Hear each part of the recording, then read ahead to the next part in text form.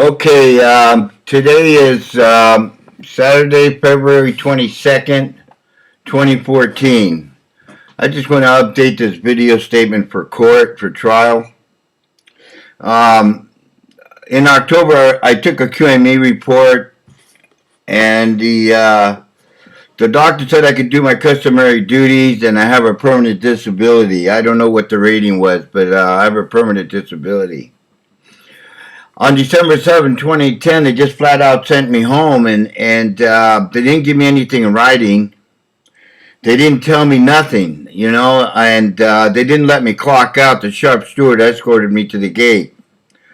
So in any event, I just want to make a point of the fact that they didn't let me clock out, and the clock is running since December 7, 2010. In December 12, 2010, I received a notice that I was on FMLA from October 2010 to October 2011, that I was on FMLA. So they sent me home on FMLA. They just flat out sent me home. I don't know what I walked into on December 7, 2010. But in any event, they sent me home and I was on FMLA. When I took the QME report, when I received the report, there was a notice of offer of work along with the QME report that became effective December 15, 2010. Okay, that being said, the fact is that on December 15 came around, they didn't honor the notice of offer of work, an agreement made with Workmen's Compensation in Stockton, California. They didn't honor it. Okay, and then they didn't give me nothing in writing when they flat out sent me home, and I didn't know what I was walking into. So the point I'm trying to make here is that they didn't file a grievance in a timely manner. They didn't file a grievance by December, I should say December 16th. That's 10 days. It's got to be within 10 days. They didn't file a grievance in a timely manner, so there's no issues, okay? It's null and void. Okay, and if they don't complete step 1, it's final and binding. So there's no issues. And that's the Teamster contract. An agreement made with Local 469 and Safeway Distribution Center in Tracy, California. Okay, so they didn't file a grievance within a timely manner, and they should have put me back to work, but they didn't do it. So going on from there, on December 17, 2010, the union received the grievance. They emailed it. They didn't send it registered mail according to the contract. They emailed it. Okay? So the fact is, I got a document stating, stamped, received December 17, 2010, Local 439, Teamsters in Stockton, California.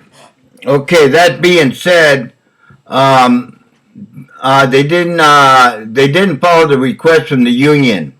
Sent them a letter to the terminal manager, Mr. James Williams, to put me back at work immediately and to file photos, documents, etc., whatever you have against Julio Zamora by December 25th. Well, they didn't even do that, but it doesn't really matter because, see, they didn't file a grievance within 10 days. They didn't complete step 1. Okay, they didn't complete step 1. So there's no issues. I should have been returned to work like 1,500 other Teamsters and 400 truck drivers. If it's not within 10 days, they're put back to work immediately. There are no issues. Well, they didn't do that to me, okay? And I'm on FMLA. Okay, going on from there, to verify the fact that they didn't file in a timely manner is the fact that I received a letter from the union attorney stating that the incident was December 6, 2010, and the union received it stamped December 17, 2010. That's 11 days. They didn't file a grievance within 10 days. Step 1. They didn't complete step 1 of the union contract. Okay, so we know they didn't do that. So I had to file for unemployment on December 7, 2010, or around that date. And the unemployment said they were in conflict of liability. I should be working. Well, I'm not working, and anyway, the unemployment ran out, and I haven't received a paycheck from December 7, 2010, and I'm not on disability. I'm not on leave. I'm on FMLA. I was working the whole year of 2010, and they just flat out sent me home on December 7, 2010. And I'm on FMLA. And they didn't file a grievance within 10 days. Step one, they didn't complete it. So I don't know what to say about that. But I am saying that they need to pay me back wages from December 7, 2010, because they didn't file a grievance within 10 days. They didn't honor the notice of offer of work. I'm on FMLA, and they're in conflict of liability. They're responsible for my back wages. And the clock is running. They didn't let me clock out. The shop steward wouldn't let me clock out. And I asked to clock out, and he wouldn't let me clock out. So that's fine. The clock is running. They owe me from December 7, 2010, 14 hours a day. And it's a 24-hour operation, 7 days a week. So, meaning to say there's 400 to 500 truck drivers. I've got 200 employees underneath me. 200 truck drivers. So I should be working sometime during those 7 days. Anybody that works underneath me, I get paid for that day. That's the contract. Anybody that works below me, and I should be working, I get paid for that day. That's the union contract. There's no doubt about that. So they flat out sent me home on FMLA on December 7, 2010, and they didn't let me clock out. And the shop steward is the one, he wouldn't let me clock out. He escorted me to the gate. So the clock is running. So, okay, so the insurance company, Safeway Private Insurance, sent me a letter, sent my attorney a letter stating that they want me, that they're aware of the fact that I've received a notice of offer of work and for me to report to work. The union attorney sent me a letter to report to work. Well, I called Mike Sadler, and he said he don't know anything about it.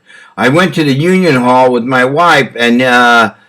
Nicewanger said he don't know anything about it, and I'm not sure, but I think he said he was going to look into it. Well, they've been looking into everything since December 7, 2010, and I'm still sitting here. I received another letter from the unemployment stating that Safeway is in conflict of liability in 2013. Like I said before, the unemployment ran out, and I haven't received a paycheck since December 7, 2010. I know I'm repeating myself. That's because I have a severe, profound hearing impairment. I'm partially deaf, and they wouldn't accommodate me, them or the union. Anyway, moving along there.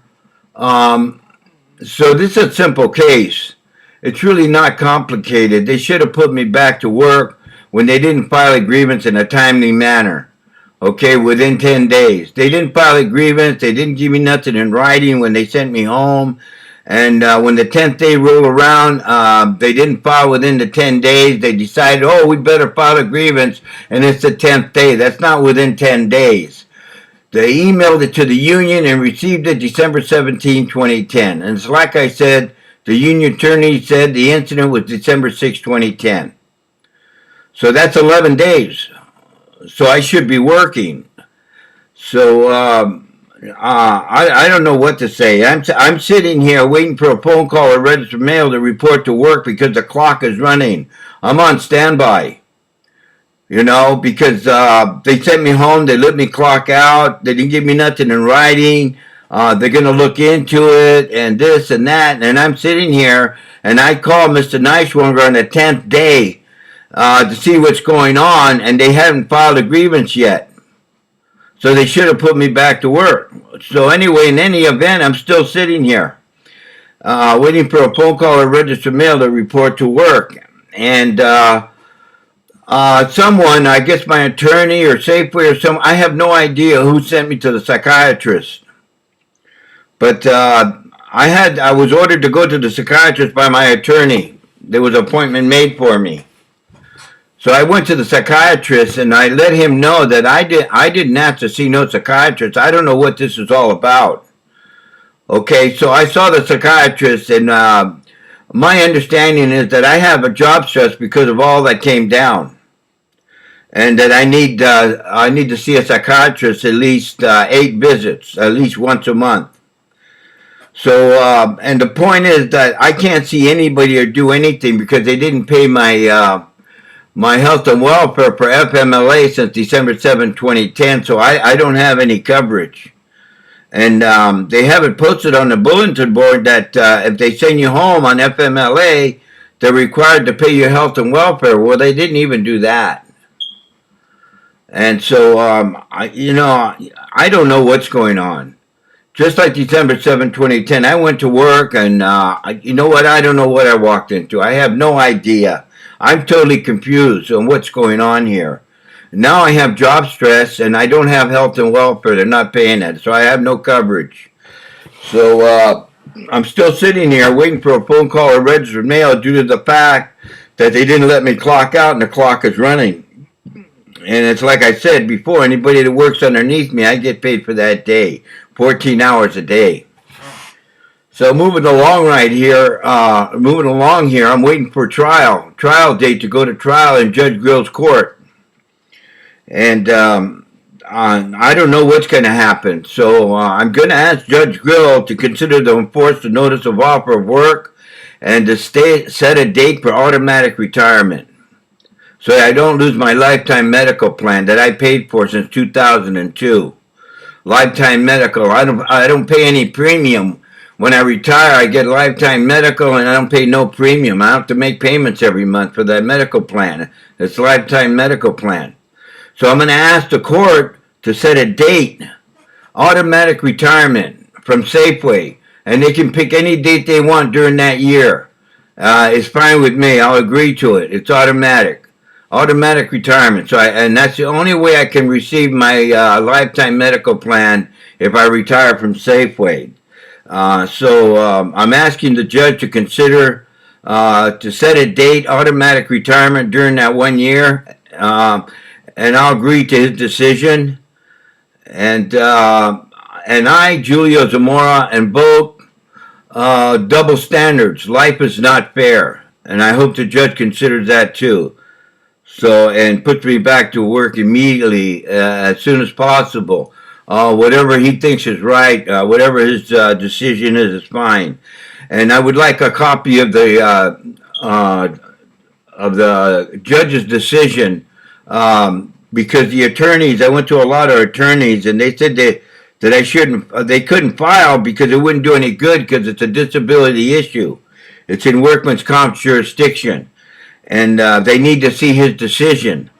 So I need a copy of the decision to take to the attorney. For what reason, I have no idea, but they're curious. They want to hear what his decision is. So I'm going to ask the court to request that I receive a copy of his decision to pass it on to the attorney. And like I said, I was born September 7th, 1940. I'm 73 years old. So, and I have 2 kids in the university. So, I'm asking for some consideration to be put back to work, like I said before, to set a date for automatic retirement during that 1 year, and that I'm on FMLA. They should pay me all my back pay from December 7, 2010 at 14 hours a day because the clock is running. And anybody who works underneath me, I get paid for that day. So I guess that's the way this recording is going to end. Until then.